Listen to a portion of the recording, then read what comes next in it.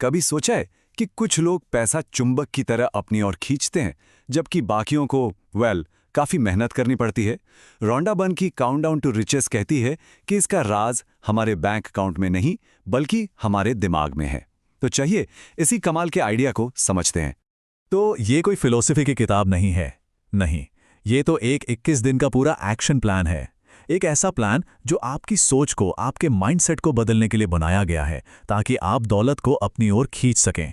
हम इसके कुछ बेसिक प्रिंसिपल्स और शुरू के कुछ मजेदार स्टेप्स पर नजर डालेंगे। ये आइडिया अपने आप में ही काफी बड़ा है ना? मतलब क्या सच में हमारा बैंक बैलेंस हमारे दिमाग में शुरू होता है?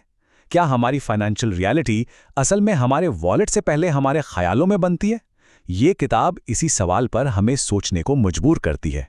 तो ये सब शुरू कहाँ से होता है? किताब के मुताबिक हमारी फाइनेंशियल हकीकत की नींव हमारे विचारों की दुनिया में ही रखी जाती है। अब ये बात सुनने में थोड़ी अजीब लग सकती है। वित्तीय संघर्ष सिर्फ और सिर्फ हमारे विचारों की वजह से होता है। मतलब कम सैलरी, कर्ज, ये असली वजह नहीं है। किताब का तो यही मानना है कि सारी दिक्कत हमारे अपने दिमाग से शुरू होती है। क्या इस बात पर यकीन होता है? हम में से ज्यादातर लोग यही सुनते हुए बड़े हुए हैं, है ना? पैसे क्या पेड़ पर उगते हैं? किताब के हिसाब से यही वो बातें हैं जो हमारे अंदर एक स्कार्सिटी माइंडसेट यानी कमी वाली सोच पैदा करती हैं। और इसे बदलने की जरूरत है एक वेल्थ माइंडसेट से। मतलब ऐसी सोच से जो कमी पर नहीं बल्कि इस बात पर फोकस करे कि दुनिया में दौलत की कोई कमी नहीं है। तो असली चाबी यही है, बाहर की दुनिया बदलने से पहले अंदर की दुनिया बदलनी होगी। पहले दिमाग को अमीर बनाना होगा, तब जाकर जेब अमीर हो सकती है। ठीक है, तो ये जो विचारों से हकीकत बनाने वाली बात है, ये काम कैसे करती है? किताब एक बहुत ही पावरफुल मैकेनिज्म के बारे में बताती है जो सब कुछ कंट्रोल करता है। इस यूनिवर्सल लॉ को ऐसे समझिए जैसे ये कोई बहुत बड़ी कॉस्मिक फोटोकॉपी मशीन हो। इसे इस बात से कोई फर्क नहीं पड़ता कि आप अच्छे विचार सोच रहे हैं या बुरे। ये बस आपके दिमाग में जो भी चल रहा है उसकी एक जेरोक्स कॉपी निकालकर आपकी असल जिंदगी में बदल देती है, बस। ये एक बहुत गहरी बात है।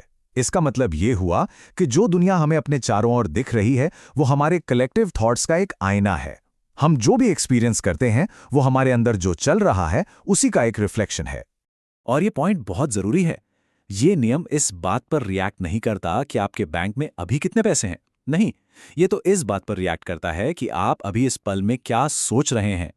और आपकी सोच के हिसाब से ही ये लोगों को और सिचुएशंस को आपकी तरफ लाता है। तो फिर इस थ्योरी को हम प्रैक्टिकल कैसे बनाएं? किताब में इसके लिए ही एक 21 दिन का प्रोग्राम दिया गया है। तो सवाल ये है, 21 दिन ही क्यों? किताब में साइकोलॉजी का हवाला देते हुए बताया गया है कि हमारे दिमाग को कोई भी नई आदत बनाने में, सोचने का एक नया रास्ता, मतलब एक नया न्यूरल पाथवे बनाने में करीब करीब 21 दिन लगते हैं। तो आसान भाषा में कहें तो ये प्रोग्राम एक पावरफुल टूल है जो हमारे फाइनेंशियल माइंडसेट की वायरिंग को सिस्टमैटिक तरीके से बदलता है, एक दिन में एक कदम। तो चलिए इस प्रोग्राम के शुरू के कुछ ठोस और एक्शन लेने वाले एक्सरसाइज पर एक नजर डालते हैं। ये प्रोग्राम दो बहुत ही सिंपल लेकिन पावरफुल प्रैक्टिस के साथ शुरू होता है। पहली आपको ये क्लियर करने में मदद करती है कि आपको आखिर चाहिए क्या, और दूसरी पैसे के साथ आपके इमोशनल कनेक्शन को ही पूरी तरह से बदल देती है।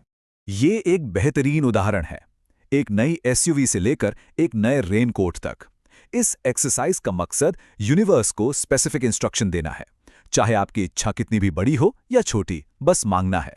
अब आता है दिन 2 का माइंडसेट शिफ्ट, और ये सच में बहुत पावरफुल है। जब भी आप कोई पैसा खर्च करें, चाहे बिल भरे या कुछ खरीदें, तो ये सोचिए कि पैसा जा नहीं रहा, बल्कि उतना ही पैसा आपके पास आ रहा है। इससे होता क्या है, खर्च करने से जुड़ी जो नेगेटिव फीलिंग है ना, वो तुरंत एक पॉजिटिव फीलिंग में बदल जाती है। और इसे और मजेदार बनाने के लिए एक टिप भी है। मन ही मन में चाचिंग की आवाज सोचिए, जैसे कैश रजिस्टर की आवाज होती है ना, बिल्कुल वैसे ही। ये उस पॉजिटिव फीलिंग को और पक्का करने और पूरे प्रोसेस को एक गेम जैसा बनाने का एक बढ़िया तरीका है। चलिए अब इस प्रोसेस के सबसे आखिरी और शायद सबसे जरूरी हिस्से पर आते हैं। किताब में किसी भी चीज को पाने का एक 3 स्टेप का प्रोसेस बताया गया है। मांगो, विश्वास करो और पाओ। मांगने वाला हिस्सा तो हमने विश लिस्ट से कवर कर लिया। अब विश्वास वाले जरूरी स्टेप पर फोकस करते हैं। किताब यूनिवर्स की तुलना एक जिन्न से करती है जो आपके हर हुक्म को मानता है। वो आपके ऑर्डर पर सवाल नहीं उठाता, वो बस उसे पूरा कर देता है।